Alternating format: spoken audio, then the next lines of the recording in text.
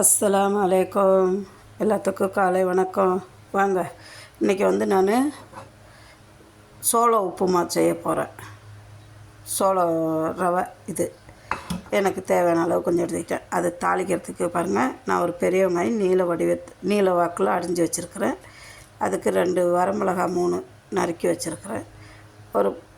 கொஞ்சோண்டு ஒரு 10-20 நிலக்கடலை, கொஞ்சம் உளுத்தம்பருப்பு, கொஞ்சம் கடலப்பருப்பு, இஞ்சி பூண்டு பேஸ்ட்டு, தாளிக்கிறதுக்கு கடுகு இருக்குது. இங்கே தேங்காய் எண்ணெய் எடுத்துருக்குறேன் பாருங்கள். தேங்காய் எண்ணெயில் தாளிக்கிறப்போ செம்மையாக இருக்கும், சூப்பராக இருக்கும். ஆனால் கொஞ்சம் எண்ணெய் தாராளமாக விடணும், அப்போ தான் அந்த ரவை வந்து இல்லைன்னா ஒரு மாதிரி சொரன்னு இருக்கும். கொஞ்சம் எண்ணெய் தாராளமாக விட்டு செய்யணும். இப்போ வந்து நான் பாருங்க,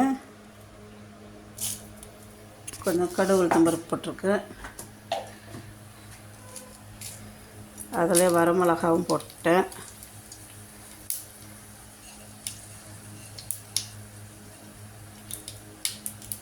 இந்த ஸ்டேஜில் இப்போ வந்து நிலக்கடலை போடுறேன்.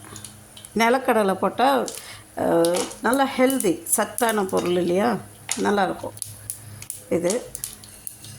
அது கூடவே கடலப்பருப்பு போட்டேன்.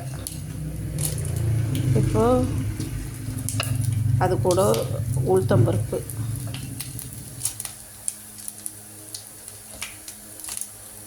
இதெல்லாம் கொஞ்சம் கலர் சேஞ்ச் ஆகட்டும்.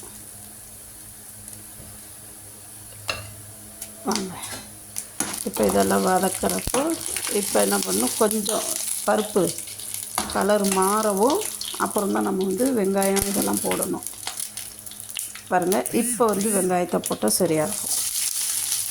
வெங்காயமும் இஞ்சி பூண்டு பேஸ்ட்டும் போட்டிருக்கேன்.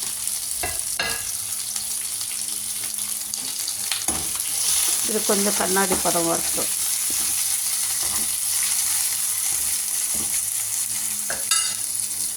பாருங்கள், வெங்காயம் வந்து கண்ணாடி பதம் வந்துருச்சு.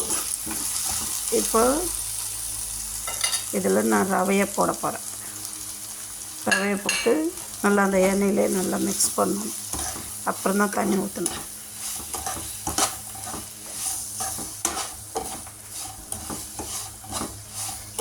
நல்லா மிக்ஸ் பண்ணிவிட்டு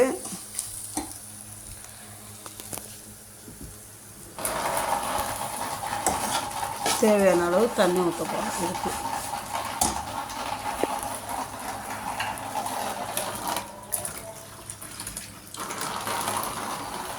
ஏன்னா ரவை வந்து நின்று வேகணும், அப்போ வந்து கொஞ்சம் தாராளமாக தண்ணி ஊற்றணும்.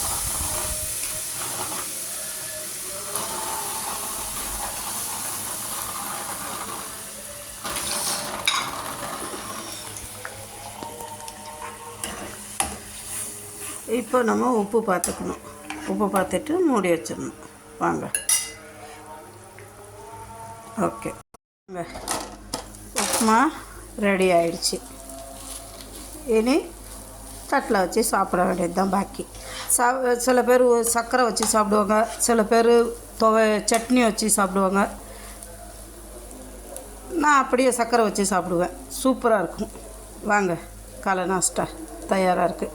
பிடிச்சிருந்தால் ஷேர் பண்ணுங்கள், சப்ஸ்கிரைப் பண்ணுங்கள், மறந்துடாதீங்க. உங்கள் சேனல் மிக்சிங் சேனல். கமெண்ட் பண்ணுங்கள்.